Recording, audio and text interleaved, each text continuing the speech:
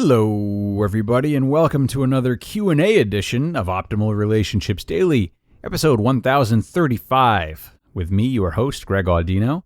And I am usually both your host and narrator as we narrate from great relationship-oriented articles on the other days of the week, but on Saturdays, I use my background as an advice columnist and a certified life coach to answer some questions that the listeners have about their relationships.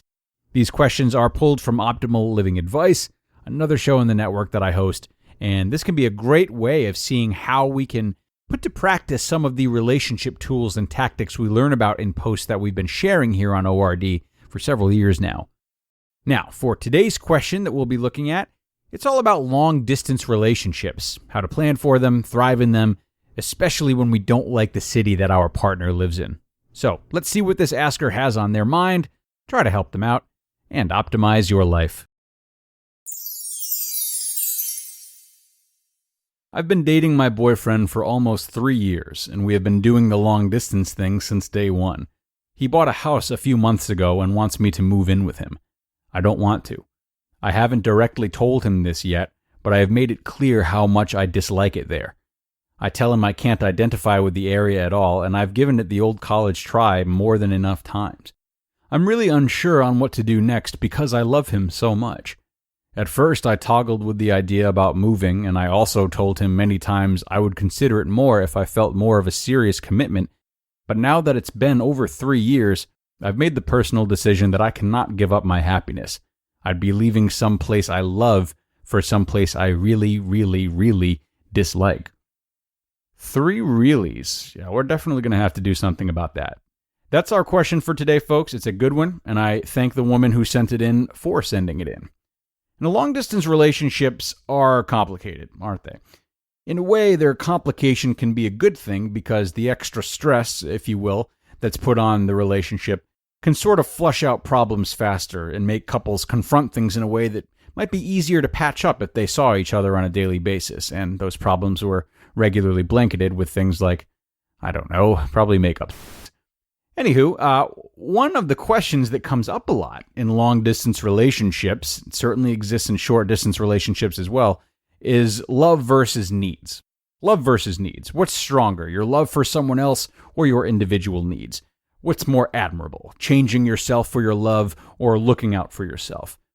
There's middle ground in the answers of both those questions. Ultimately, there's going to be some sacrifice necessary. Not a full upheaval of who you are, but also not being unwilling to make any alterations. But we always have to serve ourselves first, so let's start there. Now, it seems you're pretty well in touch with your life and or relationship needs. That is wonderful. What I want you to do is go a step further, however, and divide your needs into negotiable and non-negotiable. Pro tip, the more non-negotiable needs you have, the harder it's going to be for you to compromise when necessary. Try to keep your non-negotiables around 3 and probably no more than 5 unless there are really extenuating circumstances. An example of an extenuating circumstance, by the way, might be domestic violence. For example, something that is rare enough and serious enough that you might not initially consider it as a need as much as you would someone's religion or education or something along those lines. Your non-negotiables should theoretically be needs that are so crucial for your happiness as an individual that they outweigh the power of your partner. I know that doesn't sound romantic, but you all have to stick with me on this one. So right now, you need to decide if not living where your boyfriend lives is one of your non-negotiable needs in this relationship. Plain and simple, if it's a negotiable need and it's not as important as some other attributes, you might have to flex on it to make this work, especially if you living there is one of his non-negotiables. However, if you find this to be a non-negotiable need of yours, then the relationship is not going to work if you do end up moving in with him or if he's unwilling to compromise. It's not going to work. Either way, we both know that you need to directly tell him this, as you said that you've not done yet.